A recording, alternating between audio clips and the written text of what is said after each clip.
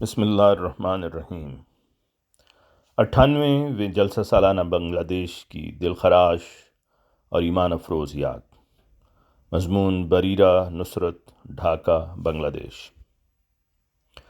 میں، میرے شوہر اور دو بیٹیاں بعمر 5 اور 3 سال 2 مارچ سن 2023 کو رات 11:15 بجے پر جماعت احمدیہ بنگلہ دیش کے 98ویں جلسہ سالانہ میں شرکت کے لیے ڈھاکہ سے بذریعہ ٹرین روانہ ہوئے۔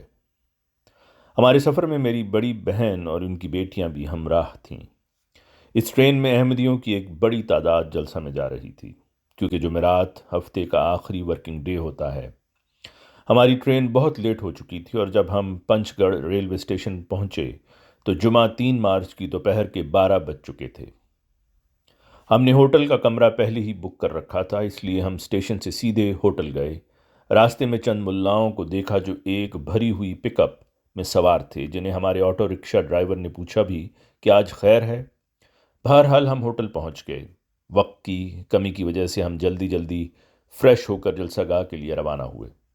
جب ہم جلسہ گاہ پہنچے تو نماز جمعہ شروع ہو چکی تھی، حالانکہ ہم سمجھے تھے کہ نماز جمعہ تھوڑی لیٹ ہوگی، کیونکہ اس ٹرین میں جلسہ کے شرکاء کی تعداد بہت زیادہ تھی اور ٹرین اکثر لیٹ ہو جاتی ہے۔ نماز سے فارغ ہونے کے بعد رجسٹریشن مکمل کی، کھانے کے لیے قطار میں کھڑے ہو گئے۔ سفر کے سبب ہم سب نے صبح سے کچھ نہیں کھایا ہوا تھا، گویا روزے سے ہی تھے۔ میرے بچے بھی بہت بے چین تھے۔ لائن لمبی تھی اور کچھ دیر لائن میں کھڑے رہنے کے بعد ہمیں کہا گیا کہ لائن چھوڑ کر مین مارکی کے اندر پناہ لیں، کیونکہ باہر حملہ ہوا ہے۔ اس دوران میں نے آسمان پر دھواں دیکھا اور پوچھنے پر مجھے معلوم ہوا کہ قریبی احمدیوں کے گھروں کو آگ لگا دی گئی ہے۔ میں جلدی سے اپنی لڑکیوں کے ساتھ مرکزی بازار سے واپس مین مارکی میں آ گئی۔ اس کے کچھ دیر بعد پرچم کشائی کی تقریب شروع ہوئی۔ پھر جب جلسہ شروع ہوا تو تھوڑی دیر بعد اعلان ہوا کہ جنہوں نے کھانا نہیں کھایا وہ کھا لیں۔ ایک بار پھر فوڈ لائن میں کھڑی ہوئی، لیکن پھر وہی حال ہوا۔ اس دوران ہم آسمان پر بڑھتے ہوئے دھوئیں کے بادل دیکھ رہے تھے۔ اس طرح جلسہ دوپہر تک جاری رہا اور پہلا اجلاس ختم ہوا۔ کئی لوگوں سے مختلف باتیں سننے کو ملنے لگیں۔ حملہ آور جلسہ گاہ میں گھس گئے ہیں، وغیرہ وغیرہ۔ میں زیر لب صرف درود پڑھ رہی تھی اور پریشانی ظاہر نہ کرنے کی کوشش کر رہی تھی، کیونکہ میرے ساتھ 2 چھوٹی بچیاں تھیں۔ یہ وہم دل میں ڈیرے ڈالے بیٹھا تھا کہ اگر کچھ برا ہوا تو میں جانتی تھی کہ اللہ کے سوا میری مدد کرنے والا کوئی نہیں ہے، کیونکہ یہ چھوٹی بچیاں بھاگ نہیں سکتیں اور نہ میں انہیں کہیں بھی لے جا سکتی ہوں۔ شام یوں ہی گزر گئی۔ اذان کے بعد ہم نے وضو کیا اور نماز باجماعت کے لیے کھڑے ہوئے۔ بچے سو رہے تھے۔ نماز کے کچھ دیر بعد حضور اید اللہ تعالیٰ بنصر العزیز کا خطبہ شروع ہوا۔ حضور کے خطبہ کے بعد نیشنل امیر صاحب نے اعلان کیا کہ ہمارے ایک بھائی نے جام شہادت نوش کیا ہے، ان کی لاش کی شناخت کے لیے طلب کیا گیا ہے۔ اس کے بعد انہوں نے اعلان کیا کہ حضور کے ارشاد پر جلسہ ملتوی کر دیا گیا ہے۔ انتظامیہ نے بھی اگلے روز میں جلسہ ہال خالی کرنے کا حکم دیا ہے۔ ہم نے اس رات تہجد اور فجر کی نماز کے بعد شہید کی نماز جنازہ ادا کی۔ صبح ناشتے کے بعد میں اپنی بہنوں کے ساتھ ہوٹل واپس آئی، کیونکہ ہمارا سامان ہوٹل میں تھا۔ وہاں سے میری بہن اور کزن ڈھاکہ کے لیے روانہ ہوئے۔ ہم ٹھہرے رہے کیونکہ ہمارے پاس رات کی ٹرین کے ٹکٹ تھے۔ جلسہ گاہ میں موجود میرے بھائی نوید الرحمان صاحب مربی سلسلہ نے فون پر ہمیں خبردار کیا کہ باہر نہ نکلیں، کیونکہ شہر میں بھی تلاشی لی جا رہی تھی۔ وہ اس ساری کارروائی کے دوران جلسہ گاہ میں ڈیوٹی پر موجود رہے۔ ہماری ٹرین رات 9:10 پر تھی۔ رات 8:30 پر ہم اپنے ہوٹل کے کمرے سے نکل کر استقبالیہ پر کھڑے تھے کہ باہر سے شور شرابہ سنائی دینے لگا۔ ہوٹل کے 2 لڑکے گراؤنڈ فلور سے اوپر آئے اور اس منزل کا گیٹ بند کر دیا۔ ہم بھی سمجھ گئے کہ باہر بہت ہنگامہ ہے۔ میں تیزی سے اوپر گئی۔ میں سیڑھیوں سے باہر دیکھ رہی تھی۔ تمام دکانیں بند ہو رہی تھیں۔ ارد گرد کافی ہنگامہ تھا، تاہم سڑک پر ٹریفک اب بھی رواں دواں تھی۔ میرے شوہر نے جلدی سے ہوٹل کے حکام سے رابطہ کیا کہ آیا کسی گاڑی کا فوری بندوبست کیا جا سکتا ہے۔ تب ہوٹل کے مینیجر نے بتایا کہ مظاہرین دوپہر اور رات کو 2 بار ہوٹل کی تلاشی لینے کے لیے آئے تھے کہ آیا ہوٹل میں کوئی احمدی قادیانی ہے یا نہیں، لیکن ہوٹل کے حکام نے انہیں اندر جانے کی اجازت نہیں دی۔ اللہ ان پر رحم کرے۔ مینیجر نے ہوٹل کے ایک ملازم کے والد کو بلایا جو آٹو رکشہ ڈرائیور ہے، اور بہت جلدی سامان کے ساتھ ہمیں رکشے میں بٹھا دیا۔ جب ہم رکشے میں سوار ہو رہے تھے تو جلوس ابھی بھی پیچھے آ رہا تھا، لیکن اللہ کی بے پناہ رحمت سے ہم وہاں سے تیزی سے نکلنے میں کامیاب ہو گئے، الحمدللہ۔ اس کے بعد ہم بحفاظت ریلوے اسٹیشن پہنچ گئے اور ہماری ٹرین وقت پر روانہ ہوئی۔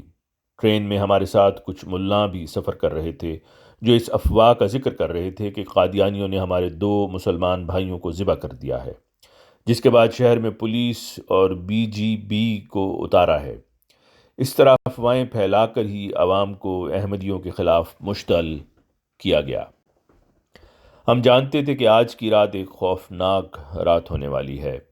بھائی نوید الرحمان صاحب مربی سلسلہ نے صرف 1 منٹ کے لیے فون کیا کہ کیا ہم ٹرین میں سوار ہو گئے ہیں۔ جب میں نے وہاں کا حال پوچھا تو اس نے بار بار کہا کہ دعا کرو۔ اس کے بعد انہوں نے فون بند کر دیا۔ پھر میں رات بھر نوافل پڑھتی رہی۔ میں پریشان اور فکر مند تھی کہ کیا میں اپنے بھائی کو دوبارہ دیکھ بھی سکوں گی یا نہیں۔ پھر اللہ نے ہم پر رحم کیا اور مخالفین کا زور ٹوٹ گیا۔ اگرچہ اس میں احمدیوں کو بہت نقصان اٹھانا پڑا ہے، اس واقعہ سے جماعت کے تعارف کی ایک مہم چلی جو عام تبلیغ کے ذریعے ممکن نہیں تھی۔ اللہ تعالیٰ اس قربانی کو قبول فرمائے، آمین۔ یہاں مجموعی طور پر مستورات کا بے مثال صبر و استقامت قابل ذکر ہے۔ جب چاروں طرف سے حملہ شروع ہوا تو لجنات کچھ گھبرانے لگیں۔ ہم سب چاروں طرف آسمان پر دھوئیں کے بادل دیکھ رہے تھے اور مقامی بہنیں قدرے بے چین ہو رہی تھیں، کیونکہ ہر ایک کے لیے اپنے گھر اور ساز و سامان سے محروم ہونا فطری تکلیف دہ تھا۔ ان کا مال و متاع ان کی آنکھوں کے سامنے جل رہا تھا۔ ہم بھی مایوسی محسوس کر رہے تھے، لیکن ہم کچھ نہیں کر سکتے تھے۔ لیکن اس وقت بھی اللہ تعالیٰ کو یاد کرنے سے کوئی نہیں چوکا۔ کچھ لوگ نفل نماز ادا کرنے کے لیے کھڑے ہو گئے، جبکہ اکثر جلسہ کے ابتدائی سیشن کی کارروائی سن اور دیکھ رہے تھے۔ دعائیں ساتھ ساتھ چل رہی تھیں۔ ہر کوئی بچوں کو پرسکون رکھنے کی کوشش کر رہا تھا تاکہ وہ خوفزدہ نہ ہوں۔ ننھی ناصرات بھی نماز میں کھڑی ہو گئیں۔ ایک نازک وقت پر صدر صاحبہ نے سب کو پرسکون رہنے اور دعا کرتے رہنے کو کہا۔ لوگوں کی بڑی تعداد نے دوپہر کا کھانا نہیں کھایا۔ بہنیں صبر، برداشت اور استقامت کی بہترین مثال پیش کر رہی تھیں، جو اللہ کے فضل و کرم سے ممکن ہوا۔ ہماری بہنیں جو سیکیورٹی کی انچارج تھیں، انہوں نے انتہائی لگن سے اپنے فرائض سر انجام دیے۔ ہنگامہ آرائی کے دوران نہ کسی کو باہر جانے دیا گیا اور نہ ہی کسی کو اندر آنے کی اجازت دی گئی۔ اس کے علاوہ ہمارے خدام بھائیوں نے بھی ہماری سلامتی کے لیے ایک بہترین مثال قائم کی ہے۔ لجنہ معلّہ کی ممبرات نے باہر سے ہونے والے شدید حملے کا کوئی اثر اپنے اوپر نہیں ہونے دیا۔ ہمیں اندر سے احساس نہیں تھا کہ جلسہ گاہ کے باہر کے کیسے حالات ہیں۔ خواتین کے حصے کے باہر ہمیشہ باؤنڈری وال کے قریب پہرا رہتا تھا۔ باہر جب حالات پرسکون ہوتے تو کچھ لوگ رات کو گھروں کو چلے جاتے۔ جب جلسہ ملتوی کیا گیا تو جلسہ گراؤنڈ خالی کرنے کو کہا گیا، تب بھی تمام لجنات کو مکمل سیکیورٹی کے ساتھ میدان سے باہر لے جایا گیا۔ ہر قافلہ مختلف سمت میں جا رہا تھا۔ زیادہ تر لجنہ قریبی محفوظ مقامات پر چلی گئیں، جہاں سے وہ بعد میں اپنی منزل پر پہنچ گئیں۔ آواز مرزا عمران احسن۔